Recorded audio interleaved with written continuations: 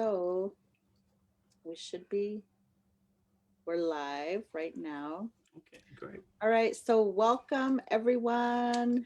Thank you for tuning in. Please share the stream so that others can join us in. My name is Jillene Joseph with the Native Wellness Institute. We are in week 48 of our Native Wellness Power Hours. I can't believe that. Today is our 168th Power Hour. So thank you for tuning in and being here. We want to thank the Noise Foundation for their continued support and sponsorship. And just so you know, the Native Wellness Power Hours is the Native Wellness Institute's response to the pandemic.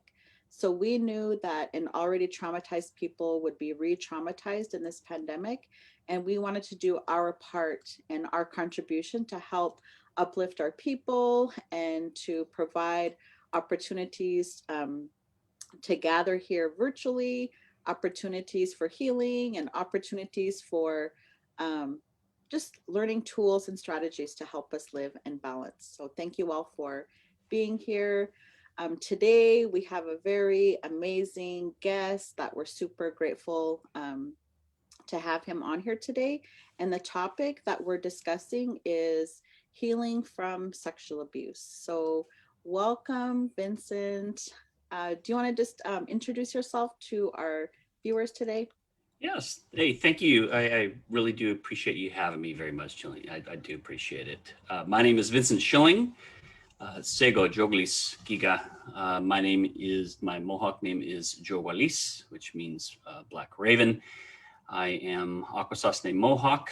I am Wolf Clan. And Akwesasne is in New York, right on the Akwesasne specifically is right on the New York and Canadian border. And I am a journalist and associate editor at Indian Country Today. And I have been working in journalism for Indian Country probably close to, in between, somewhere between 18 and 20 years. I know it's somewhere around there. I'm also a book author, public speaker, and media producer that does everything I can to share the voice of the voiceless, especially those in Indian country. So I really thank you very much for having me on the show today. But one thing I would like to say, especially in regards to this topic, and I don't mind saying it, and I don't mind being a person who can talk about this freely, is that I am a male victim of sexual assault. And it's something that I am not afraid to admit or talk about at a public level. Awesome. Well, that's why we're just so grateful for you being here because, the Native Wellness Institute, we exist as an organization because of the lasting impacts of historical and intergenerational trauma. And just as importantly, we also exist to provide opportunities for healing. So we can't heal people, but we can provide opportunities for our people to heal themselves. And what these power hours have done is provided like tools and information and even the motivation or the inspiration to do something. So we get lots of emails or calls from people about can you do a show on this topic, and sexual abuse was one of those topics. And so we're just super glad that you're here today, and especially as a man, because you're exactly right, like that taboo is so strong. So let's just start off, if you could just share a little bit about your story. Sure. And when you say story, do you mean my life in general, or are you talking about my life, including the story of my sexual assault? Well, Yeah, so I actually, think if you want to do a little bit of both, right? A little bit about your story, and then okay. especially your story around the sexual abuse. Okay, great. Um, well, I am, as I said, Akwesasne Mohawk. My grandmother, my Dota, is a victim of Canadian residential boarding schools, and her mother signed that state, well, Providence sanctioned form that was illegal not to sign. If a parent didn't sign it, they went to jail. And so she signed the form, and she tried to get her daughters back, and essentially they said, well, they're not yours any longer. You can't have them back. So she went back in the middle of the night and took them back in dead of night. And I'm proud of that blood that runs through my veins. And my great grandmother did not speak, Minnie Caldwell did not speak a word of English. And my grandmother, Dota Madeline, spoke English and Mohawk. And when she became aged enough to have children, she, was terrified and moved to California, and lest her children be taken by school authorities. She was so afraid of that. She would actually dye her children's hair blonde. I remember seeing photos of my mother with, like almost white blonde hair. And I was just like, a little odd there, I'm just okay. Nothing wrong with dyeing your hair if that's what you feel up to. Hey, go for it. But I think the reason was a little different. Yeah. And my grandmother became a hairdresser, as a matter of fact. And, that's how I feel was so embedded into her, who she was. And when she raised me, as part of many of us in Indian country experience that, being raised in a family means being raised by your mother, grandmother, parents, aunts, uncles, etc. I was always around all my family, but I was around my grandmother a lot. And I remember having chicken pox with her and, scratching them, getting scared. And she looked at him and goes, looks great. And I was like, I'm not in trouble for itching my chicken pox. But I remember her singing songs to me a lot, but they were American songs like Oh, My Darling Clementine, and she'll be coming around the mountain. She never shared a Mohawk song with me. She never told me a Mohawk word. She never said I was Native. I think she was too terrified. So I grew up in California, literally on Compton Boulevard in California. Yes, that Compton. My friends were Black and Mexican. And I, as far as I know, was the only Native kid anywhere that I knew of. If there was any other, I just didn't know. I'm sure there probably was someplace, but I just didn't know because none of us, we didn't identify, Right. And I remember, my father's Austrian, he's white. My mother is Native Mohawk. And I asked him when the Scantrons came around, what do we fill out? He's like, just put white. I guess he sensed it or something. I don't know, because my grandmother loved my father. She was like, yeah, you got, your mom pregnant. He was teasing him, and he had me when my mom had me when she was 18. He was 19, had me very young. And it was just a series. They got divorced, and, about when I was 4, I moved away from my mother to my father, kind of went back and forth with the family, and everything was okay. Families grow apart sometimes, and my father and mother did. I was okay with that. They still were friends. But growing up, I never knew I was Native. I was always overly desperate for friendship from anyone, and never had it. Never really had close friends.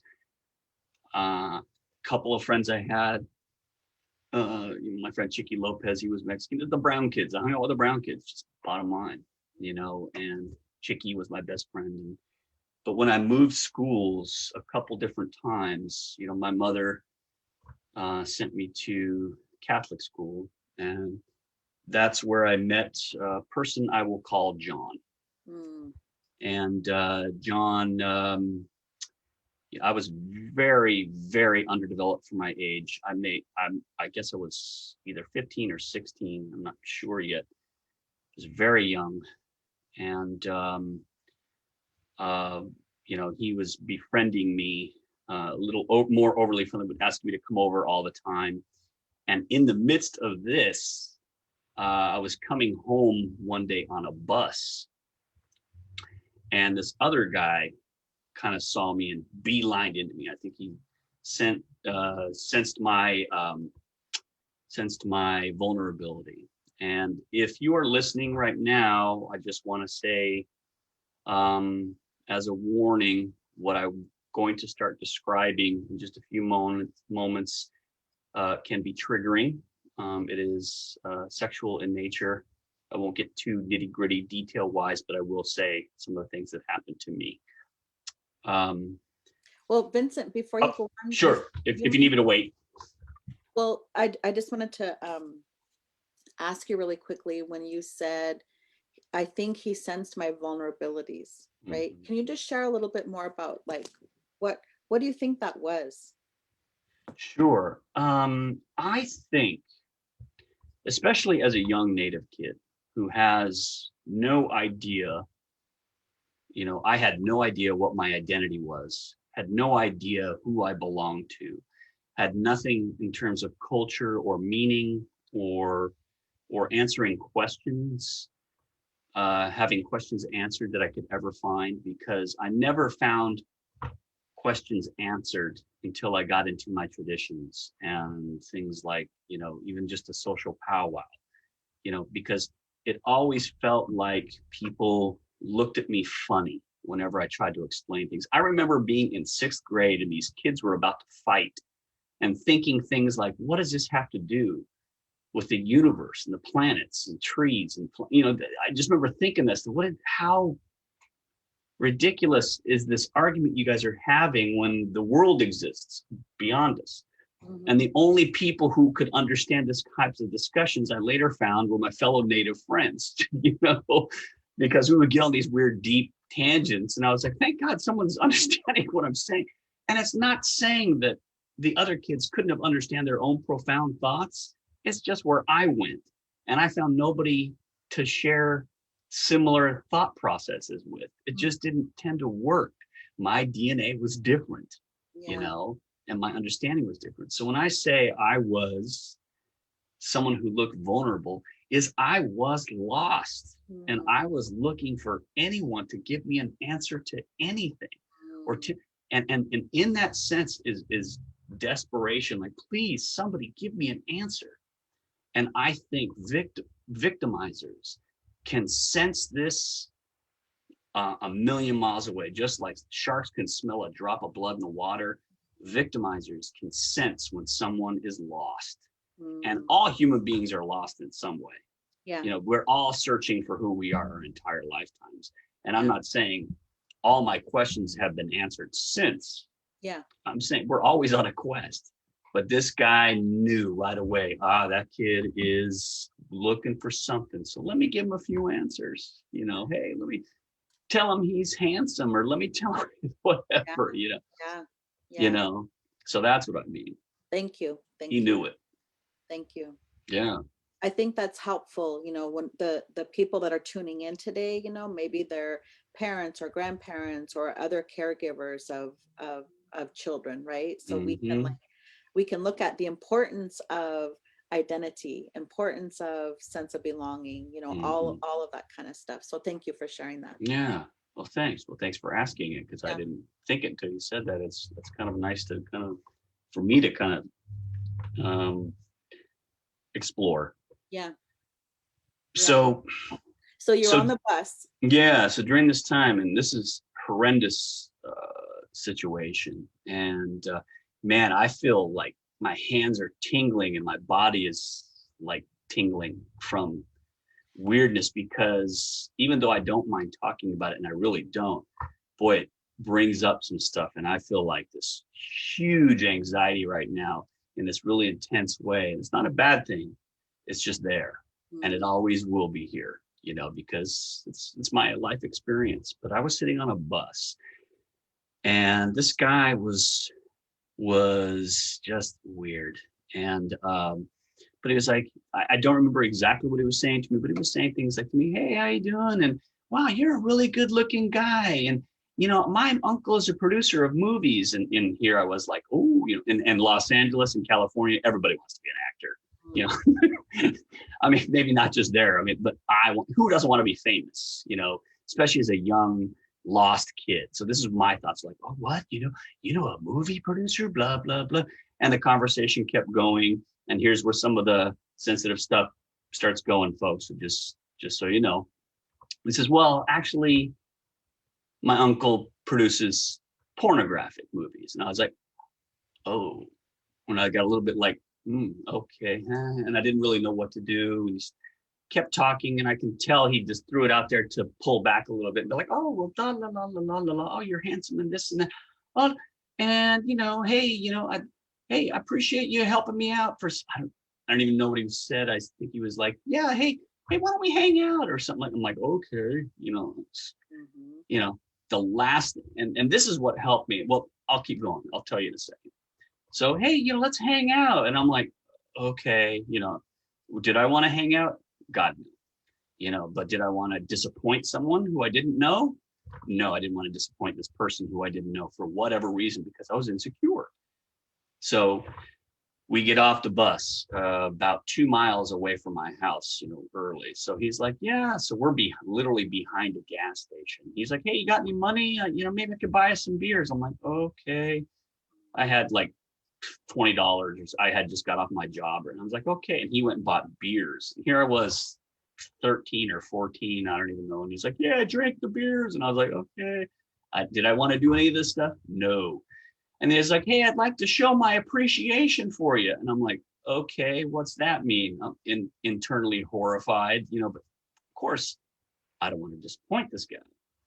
So he's like, well, let me do something for you. I'm like, what? And he's like, well, let me, perform oral sex on you. And of course, that's not the language he used. And I was like, okay. And I said, okay. I said, okay. That is the last thing in the world I wanted to do with this person. But again, I didn't want to disappoint him. I didn't want to upset him.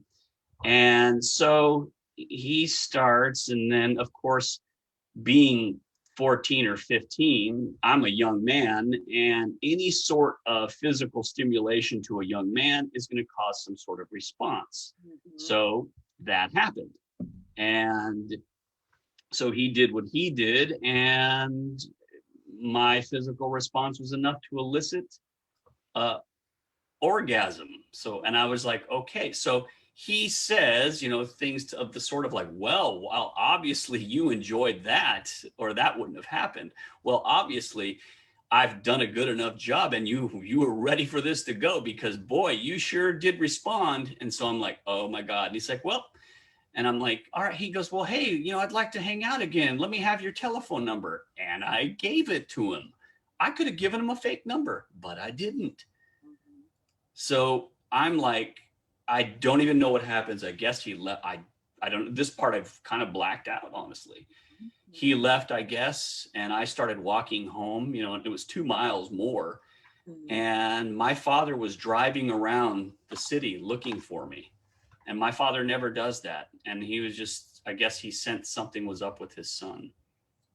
So he picked me up and took me home. And this guy called back sometime later, and my best friend was there, who was a girl. And I said, hey, act like you're my girlfriend. She was just a friend I'd had my whole life. She's like, hi, how are you? And he's like, yeah, we could hang out again. I'm like, oh yeah. And thankfully he never called back.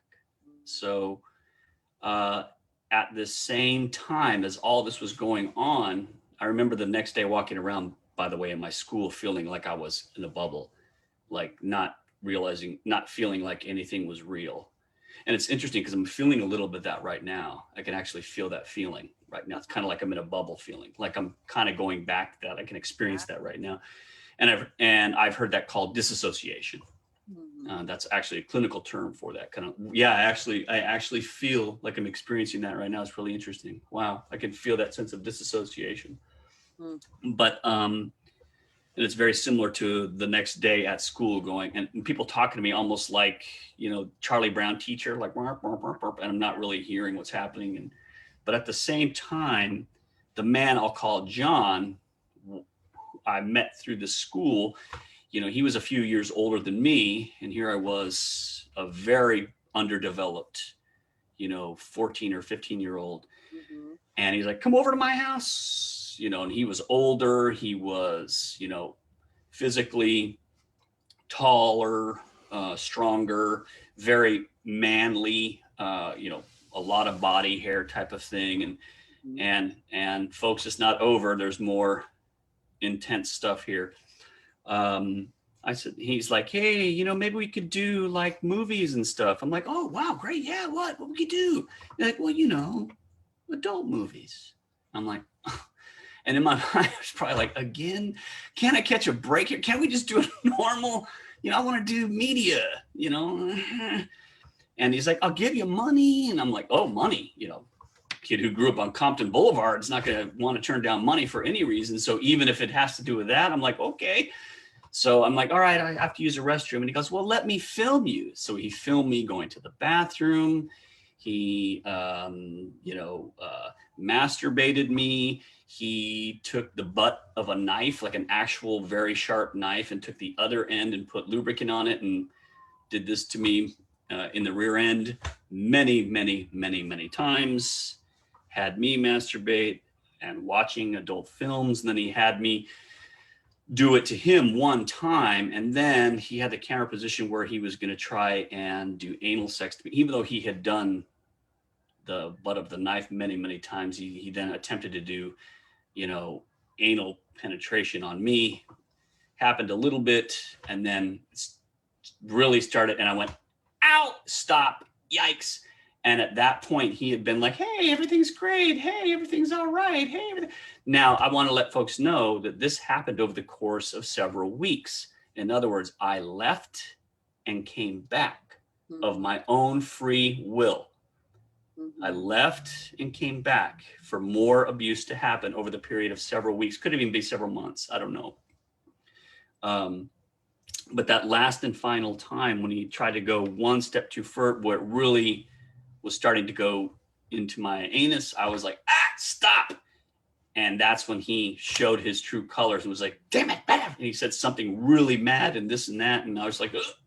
And I was like, whoa. It's almost like you watch a movie where a serial killer finally gets mad and shows their real colors. That's what came through on him. And I was like, I'm out. I get it. I'm gone. And so I jumped outside, ran on my bike, drove home. And I never talked to him again, other than I tried to wave him to it once. And he's like, and it was just really odd. And I was just like, ugh. So I blamed myself. And then the one last time is that I was at a dance club in San Francisco when I was in the Army. So I was about 20 years old. And a coworker said, hey, come home with me. And I didn't want to come home with him. I had no desire to go home with him. None. No desire. None. And I was like, okay. For some reason, I said okay when that's not what I wanted to do. And I sat, he said, sit on my lap. I sat on his lap and he was like, grinding himself into me and and he took me into his house and there's some guy laying on the couch. I'm like, who's that? And he's like, oh, just a friend. And he's like, come into my room. And I finally just went, the whole world hit me. And I said, you know what? No, I'm out. And nothing happened. And I ran out the door, jumped on a bus. I didn't even know what bus it was or where it was going to. I just jumped on it and got kind of near home. And then I was away. So those were my series of abuses that I've had in my life. So apologies for the intensity to some folks, but it happened to me. Yeah. Well, Vincent, I just want you to take a deep breath and release it. And I want you to know I have a smudge lit here for you. We have some of our people in here that are lighting a smudge for you as well. So thank you for being so vulnerable and sharing that part. And, as we were prepping before this, we talked about, it's such a taboo, for Native men to talk about this, right? And and how you wanted to share this just to show it's okay, to talk about it, because we have to talk about it if we want to move forward and heal from it, right? So that's right. Thank you for showing that vulnerability. Thank you. Yeah. Thank you. And I appreciate you lighting the smudge for me. That means more than you can understand. I really, really appreciate that. Yeah, definitely. I really do. I'd like to say one thing about that. What you just said about men feeling shamed about it. And let me say to those Native men and anyone who's listening, you don't think I felt shame for what I did? I went back to this fill in the expletive blank house. Mother blip blip blip blip blip. I want to say all the blip blip blip blip bad language words, which I will not say. But this person's house, I feel so angry because I went back. So you don't think I didn't blame myself for that? Of course I did. Or I actually reacted many times to the point of the ultimate point of having, an orgasm, part in my language, Yeah. well, not in Yeah. language, but Yeah. because I didn't say trigger. But I went to all these, and I finally looked at it as, you know what? I had a physical reaction to something. It is a human reaction to stimulus Mm-hmm. that was not in alignment with what I wanted to do Mm-hmm. personally, in my heart, and in my desires of what I wanted to do. There are separate entities. And yes, sometimes I thought, well, maybe I could have just went like, no, you ain't gonna get me, and fight them or this or that, but that's not what happened. Mm-hmm. And I fought with that for a long time. But what I'm here to say is, like, there is no shame in what I did. I do not feel any shame for what I did anymore, because I was targeted by people who prey upon people as a victim, and they know exactly what to do to manipulate you to do what they want. It Yeah. wasn't my fault. And if it happened to you, it's not your fault. Excellent. Thank you. Thank you for saying that. And, that's part of the beauty of like why we do these power hours, is because we know that as people are at home quarantining, or, we're at home more often, we wanted to provide opportunities for awareness, opportunities for healing, strategies, how did you do it, which really, Mm-hmm. we're going to get into that part of, you know, after the trauma. I know that you struggled with that, and you struggled Mm-hmm. with the guilt, and Yeah. blaming yourself and all of that kind of stuff. So what was the turning point for you? Like, what was the turning point for you to begin your healing from all of this? Like, what happened in your life to make the healing part come? I fought with this for years, years and years and years and years and years, and fought with this. And as I was talking with you before this Facebook Live started, is that this victimization and this assault that happens on our psyche and our minds and hearts and physicality, this assault that occurs, forms some sort of entity that becomes embedded in whatever part of you is toxic, and will, if unchecked, will kind of cause that toxic part of you to act out even further. If you tend to be someone who is very um, um, solitary, then it might even make you even more solitary. If you turn to be someone who's sexual or sexualized, it could possibly turn you into someone who makes more sexual oriented choices in their life, and that's okay, because that is a result of what's happened to you. And I know for a fact I dated a lot more people as a result, because I looked at it after the fact as, I'm trying to be a man. I'm trying to show that I'm a man, because a man doesn't let another man sexually assault them. So Mm-hmm. I got to show that I'm a man, and I'm with women and this and that. And the fact of the matter is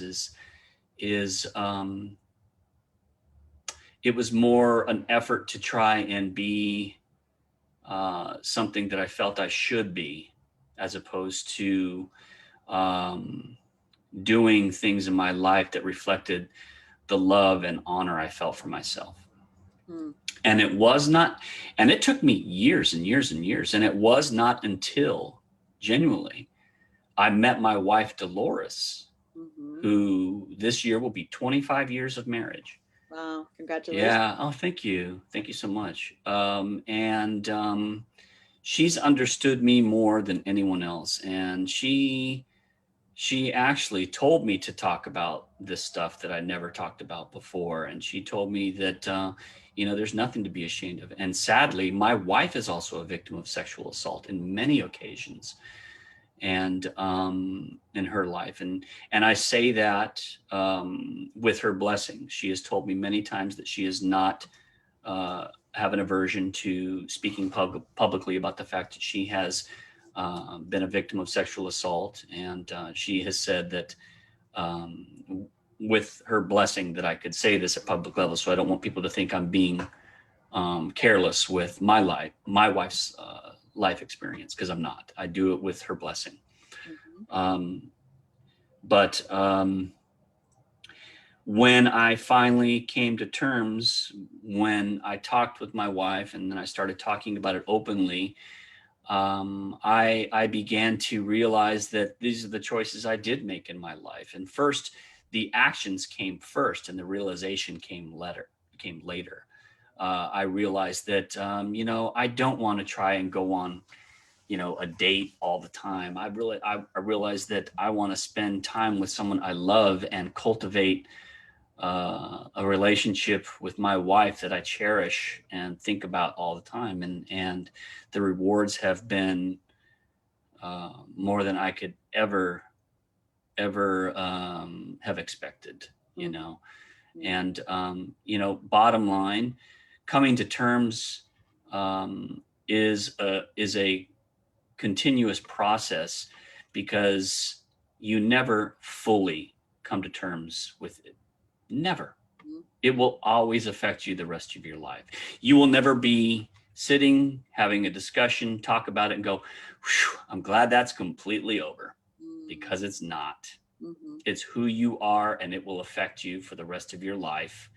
But less and less and less as the years go by. Mhm. But it's part of who we are. It's part of our experience, just the same way as other experiences in our life are part of who we are.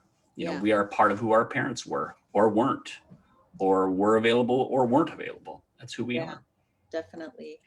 Well, one of the things I was reminded of when you were sharing about your grandmother's story, um, that's such a common story, right? About our grandmother's life experiences and then the things that they did to protect their children and then to protect Mm, their grandchildren, right?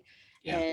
And even even denying who they were as tribal people. Like that's a common story, right? Like that happens over and over. We hear the story over and over again. Or your mother, dyeing her hair, she was trying to belong, right? Hmm. She was trying to fit in. And so, people are commenting in there like the importance of identity and that importance of belonging, and Yeah. even we can think about during this time of pandemic, and people are always wondering, why is this pandemic here and all of this kind of stuff, or here we are in the winter time, and what can we do to really bolster our own sense of identity and belonging, right? Like that's a part of our healing. And I think I've read your stuff for years, and what about writing? Was like writing a part of your healing, like going through this?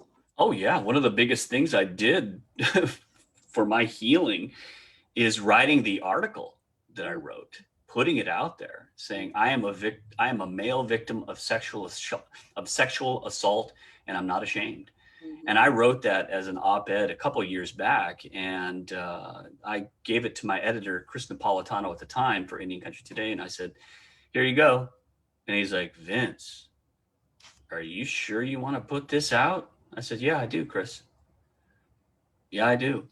And he goes, "I'm not saying don't do it, because I don't think it's a correct subject matter." He goes, I want you to know I support you 1,000,000%. He says, "However, I'm just afraid of the backlash you're going to get." I says, "I don't care, Chris." I said, "It needs to be put out." And writing it down was a huge bit of healing for me. And then when I put it out there, 99.9% of the people who have responded have been positive responses, and responses of thanks, and responses saying, you know, I never knew this. And I'll never forget the one time I got a phone message from someone who sounded like they were driving in their car, saying they had just listened to me talk about it, and were screaming my name while laughing with joy, mm. sounding as though they had been freed from something because the same thing had happened to them. And I hear over and over again, my God, this happened to me, and I never wanted to talk about it, but now I feel like I can. And that to me is worth $1,000,000. Yes, awesome, awesome. Yeah. So where can people go to read that article? Indian Country Today. But here, I'll post it on my Twitter today. Okay. Here's my, could I put it up there? Hold on. Yep, Can you yep. see it? Can you see? Yeah, there Hold on, I you don't go. know how to, oh yeah, I forgot I moved my camera in a weird spot. There Vince you Schilling go. on Twitter. I'll put it on my Twitter. Like, I can't. It's reversed. So I'm like trying to. I know. And plus, I'm dyslexic, so I'm all. It's even worse. Okay. But it's on Well, Twitter. I put it on my Twitter, Vince Schilling, or they can just look. I am a male victim of sexual assault by Vincent Schilling. So okay. Awesome. yeah, Awesome. but I'll put it out today. You reminded me so of that. But Okay. thank you. We Thank just you. put it we just put it in the chat as well. Oh, So thank you. if Wonderful. you missed it and if you're just tuning in, so Vincent writes for Indian Country Today, and he's just sharing about an article that he wrote, Mhm. that he's a male victim of sexual assault and he's That's right. not ashamed. So it's a That's right. really great article. And in the article at the very end is a video that he did as well, just encouraging people. So it's an awesome video. So Yeah. please go Thanks. check it out and Thank you. watch it as well. And I think, we're always trying to help people with healing strategies, and what works for one person may not work for another person. So you Right. talked about like the power of writing, and of course Mhm. you have the platforms because of your background, and other people, we can write just for our own selves too, right? Like we don't Mhm. need to necessarily publish it or something like that, but That's right. writing can be very healing. What Absolutely. else? And I know that you've shared your story, Mhm. doing public speaking. Are there any other strategies that you used and continue to use to help your healing going forward from this? Well, I think that I'm very fortunate in that as a journalist, a lot of times I'm able to speak at things at a fairly public level where a lot of eyes get on it, and I'm very fortunate in the fact that I can hear some responses from folks because they hear it or this or that. But not everyone is at levels of public in different places, and I don't want you to think that that's any different, Mhm. because to me, I feel as though talking about it, even if it's with one person, I believe healing is a process of continued self-realization. You have to continue to realize things and continue to realize things. And you ever know when you're talking about something, you go, oh my gosh, and you have a moment of realization, or you say something, you're like, oh my God, I just realized something. And saying you realize something more often than not comes with a, oh yeah, I realized, Mhm. realize, sure, sometimes can be kind of like, oh, I just realized I left the oven, or whatever. Yeah. But for the most part, realization is an unveiling and an uncovering and peeling away a new layer of that onion. But I think some of the things that I've realized, especially in my healing, and especially as a man, is that I'm not less of a man because I didn't pull up my dukes and start, beating the heck out of that guy at the bus, or beating the heck off the guy named John, or beating the heck off the guy that got me at the other place, Mhm. knocking him out or this. I'm not less of a man because I didn't know what to do. I'm not less of a man because I said, okay, or because I froze, or because I just let whatever happened. The fact of the matter is our our male or femaleness has nothing to do with outside stimulus. Mhm. Nothing. Mhm. Nothing to do with outside stimulus. It has everything to do with who we are. And at least to me, and just the one of the biggest things, and one of the biggest saying healing is realization, one of the biggest things I realized for me is that I realized, because even though all these things I did, I realized that I said, if someone would have came to me, picked me up, took me away from the situation and set me someplace that's safe and said to me, Vincent, do you want this to happen? And I would have been sitting there in a safe place. I would have said, no, I don't want this to happen. You know, And Yeah. that's really what matters to me, is that I realized that, look, I was a victim of some real pieces of garbage people. Mhm. Sorry. And sadly, there are people who are terrible, terrible people out there, Mhm. sadly, who prey upon poor people that are victims, or desperate or want someone so badly just to like them at any expense that they'll do anything to get this approval. And that's what I did, you Yeah. know. So Yeah. Yeah, for sure. Well, lots of people are commenting and they're thanking you for your bravery. They're telling you that you are worthy in your own language. So, we have a couple of people that are acknowledging you and thanking you. Namangoa. Yeah, so that's pretty awesome. Cool. So if you were going to address men that are out there listening right now, Hmm. what kind, who may have similar experiences, who may, like you at the very beginning, like have are holding this inside, right? And they haven't told anyone. What are some encouraging words that you would offer men? Well, the first thing I would say is, you know, it doesn't make you less of a man because this happened to you. And it doesn't have anything to do with who you are as a person. It doesn't mean you're worse at taking care of your wife or children or partner, whether they be male, female, whether you're gay or straight, transgender, any of those things. It doesn't matter. Who you are is not defined by what that person did to you. You are a victim. And it's okay. You know, terrible, terrible things happen. And it doesn't matter if you physically responded because the male body is designed to respond to physical stimulus. Mhm, The reason a lot of times men wake up in the morning, sometimes, they make the joke of like, oh, it's the morning. That's because the bladder is near the male's sexual organ. mhm, And because the two organs are close, the stimulus causes that morning time thing. Okay. So a man's body physically responds to things. Now, this doesn't give us any excuse in our other parts of our lives to be irresponsible with who we are as a person. Doesn't. But what I am saying is that because you may have physically responded to someone who was physically assaulting you does not make you responsible for what happened, because who you are physically is not the same who you are mentally, emotionally, and spiritually. It's okay that it happened to you. It doesn't make you less of a person.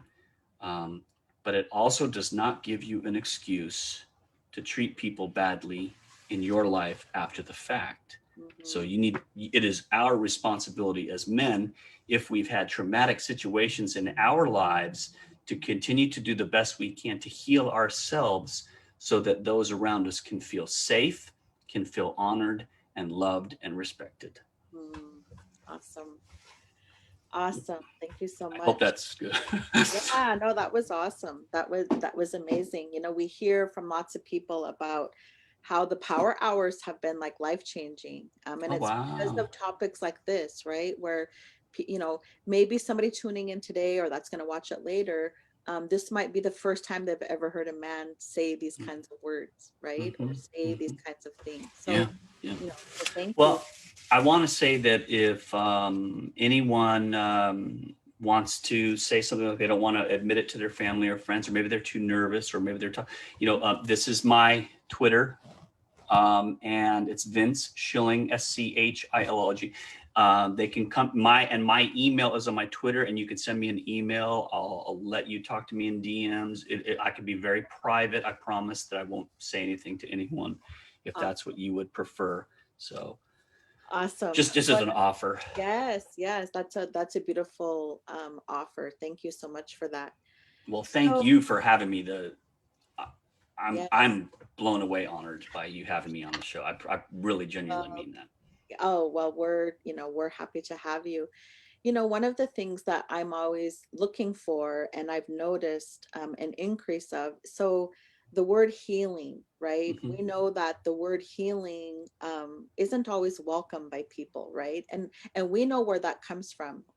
When we grow up in trauma, whether it's from addiction or poverty or violence or, what have you, that some of the unspoken rules that we live by are don't talk, don't trust, don't feel. And we Hmm. carry these unspoken rules with us throughout our whole life, right? And then like early on, like even in the 90s, those of us doing this kind of healing work, when we would go into communities, people would say things like, oh, here comes those touchy feely people, or, oh, what are we going to do? Stand in a circle, hold hands, and sing kumbaya. Like they would make fun of It's that. funny. I say stuff like that all the time. Yeah. I'm like, oh, really? Blah, blah, blah, blah, blah. I always do. I'm like, oh, God, here goes the kumbaya moment. Yeah, I do that all the time. Exactly. It's part of it's a native thing, I think. I don't know. It's Yeah. like, oh, God, this thing where, yeah. Exactly. But it's like, but part of that is, stems from these unspoken rules that we learn about, right? The don't talk, don't trust, don't feel.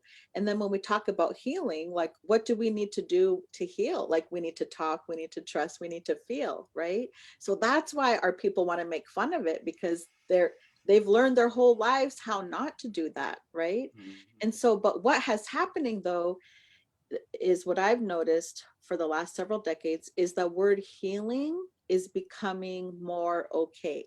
Like people are even saying it more, right? Like when even on ESPN, I've heard them say healing, or, different shows, I hear them saying that word healing, right? So, Mhm. what have you noticed that more in your Yeah. profession? Mhm. Absolutely. And I've used this a million times because it deserves it. My wife's mother, um, she said to me one time, and it's one of these moments of realization, one of these moments of healing, and she said, what I used to do saved my life, but now it's killing me. So what we used to do, don't talk, don't share feelings, uh, saved us, but now it's killing us. Our children in many areas are killing themselves 70% higher rates than other, because we've had to have these walls of humanity built in front of us. Each one of us is a walking, you know, uh, cocoon, a walking capsule of not being able to break through and talk about these things. And I still do it. I still do it. My wife sometimes says, "Would you look at me when I'm talking to you?" And I'm like, "You'll see my soul." Yeah. I don't want you to see my soul right now. I'm like, Yeah. all right. Yeah. My wife Dolores gets me all the time on that. So, but the thing is they're right. These people that are saying we need to do these things are right, and Mhm. we do need to talk about things, and because um, the colonists were successful in breaking up the circle. Mhm. Mhm. And, one of the most painful stories to me is when the Great Council of the Iroquois Confederacy had to put out their fire because they couldn't come to an agreement during the French and Indian War. Mm, And that fire stayed lit until the agreement was made. And that mm, was the one time they put it out before they can come to an agreement. mm, And I feel like um, that fire's been lit again, and we're talking about it until we can come to an agreement. And I think that fire now extends to all of Indian country because, yes, colonizers, you may have sent us to boarding schools and the such, but you also taught us all English.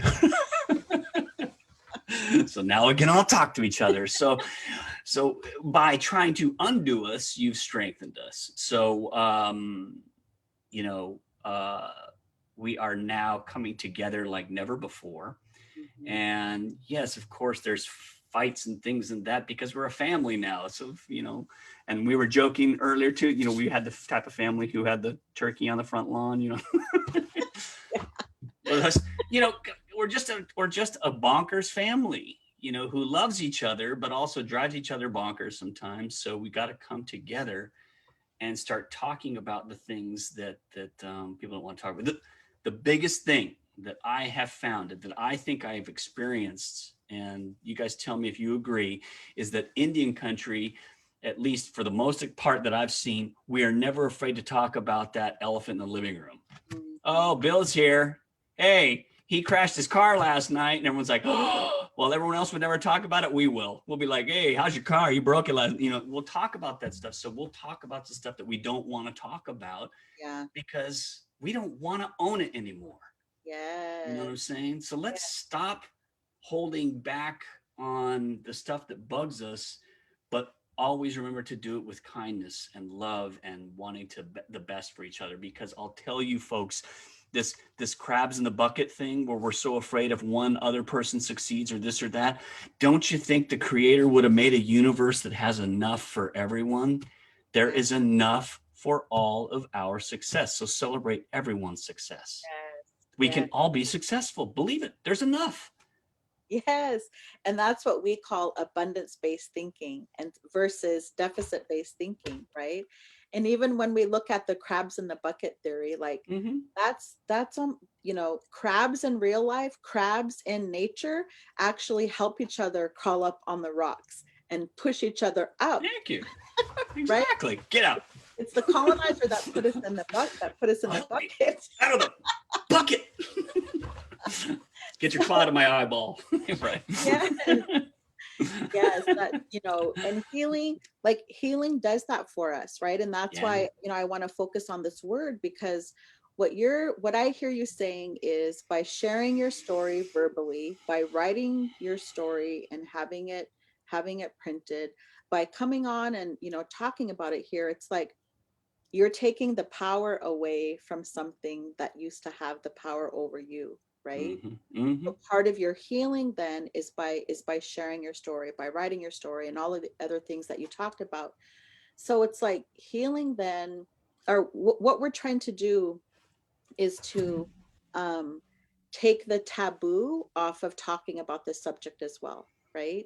And we Mm-hmm. also want to take the taboo off of, not talking about our feelings or, the don't talk, don't trust, don't feel. We're trying to break through that and make healing the norm, right? We're trying to make healing the norm because healing is the answer to trauma. And so, whatever your trauma is, whether it's sexual abuse or physical abuse or both or whatever, we're trying to like make it okay to talk about healing, right? Because when we go through that healing, this is then when we can embrace living a life of joy, living a life of kindness, living a life of compassion. And when we live that kind of life, we naturally want other people to do the same, right? And we Mm-hmm. are going to be those crabs pushing each other up on the rock so Name they right. can get up and out. That's right. That's right. Yes. Help me up, people. Help me up. Help me up. I'll help you.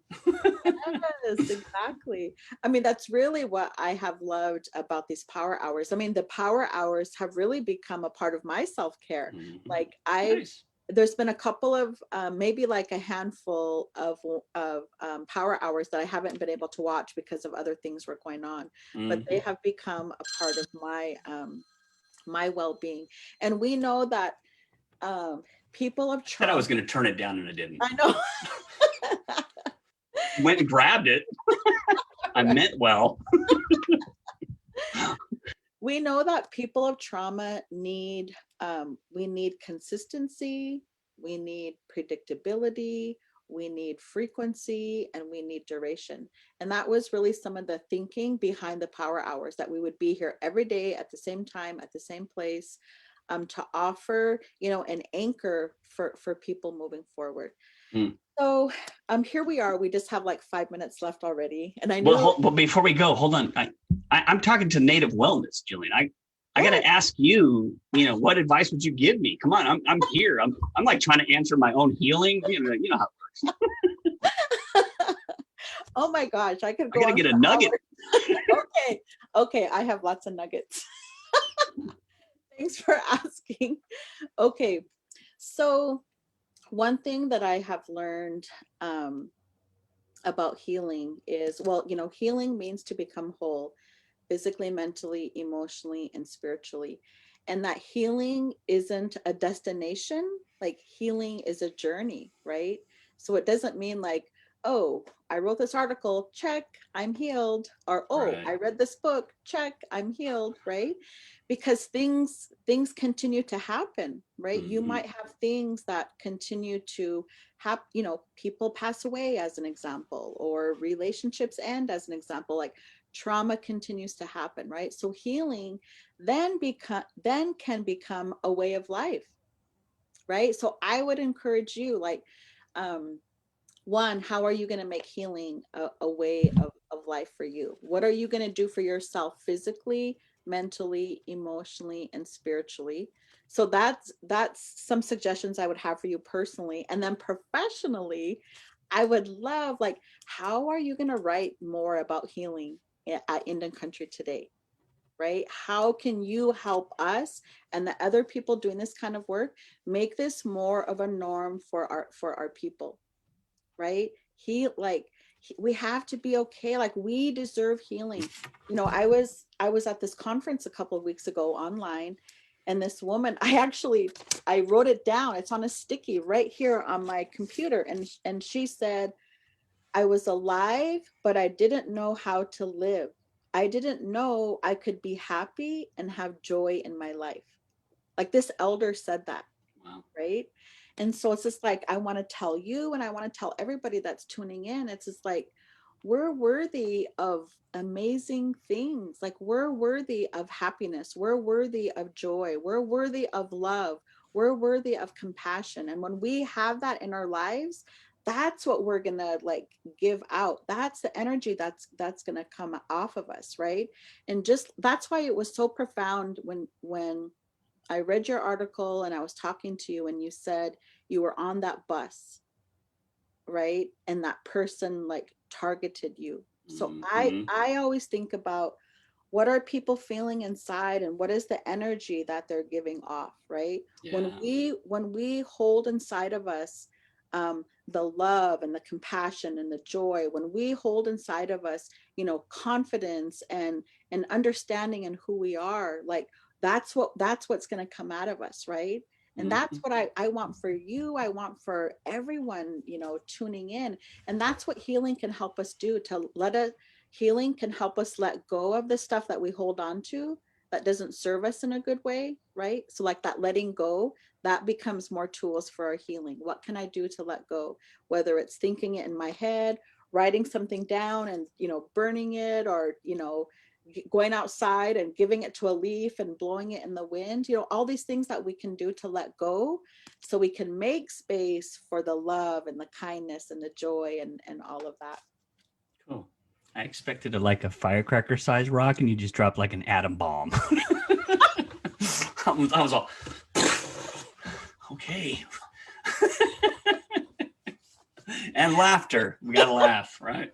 Yes, and laughter. We have to laugh because, you know, you are sitting here as a descendant of miracle survivors of genocide.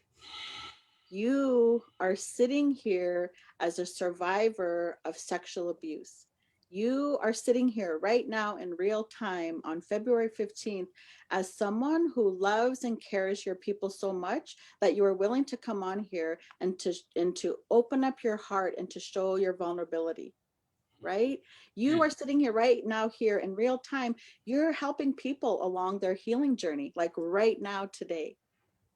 And the people that tune in later to watch it or watch it again, like, they're going to be inspired by you, Vincent. Like, you are helping people to heal right now. Thank you. You are welcome. That's why, like, I was so excited, you know, when you reached out and said, if I can help in any way, you know, it's like, oh my gosh, yes, like, Yeah. let's get you on here. So thank you so much for You sharing your ripped story. the tears out of me. You ripped them out. But that's Draw. healing, right? Like, Get out tears. but that's healing, like, tears are Yeah. healing. And Yeah. thank you for even honoring us with your tears. And I'm you honored. Thank you for your story. And, you know, for those of you tuning in, Vincent is an award-winning author and photojournalist, and he has his own media company and radio show. And please follow him on social media. So he's on Twitter, he's on Mhm. Instagram, and newly he's on TikTok. Oh my God, it's so awesome. Here's my, hold on, I'm dyslexic. I'm trying to hold up the thing. Okay, there it Yeah, is. we can see it. Okay, good. Oh, that's H-I. I don't know what I was spelling there. It's Yeah, so we'll put it in the chat again. So Oh, at great. Schilling, like please follow him on social media. Yeah, thank you so much. And if you guys have questions, please feel free to ask me. And it could be in DM or even say, Vince, please follow me or whatever. My Awesome. email is also in my Twitter profile. Okay, that's what I was just gonna say. So please feel welcome to reach out to him. Thank you, Vincent, Thank you. so much Appreciate it. for being here and sharing your story. Those of you tuning in, we have a great week lined up with other power hours all week long. We want to thank the Noise Foundation again. I wore my Get Your Well On t-shirt. We have a bunch of our stuff on nativewellness.com, our website. Feel free to tune in there. Thanks again, Vince. Thank you. This was really awesome. Thanks, everyone. Have Absolutely. a great rest of your day. Remember, it's President's Day. We want to thank all of our tribal presidents, our tribal college presidents, and some tribes are called today All Chiefs Day. So and my wife, the president of Schilling Media. Yay! Awesome. Have a great day, everyone. Take care. Awen, Ona.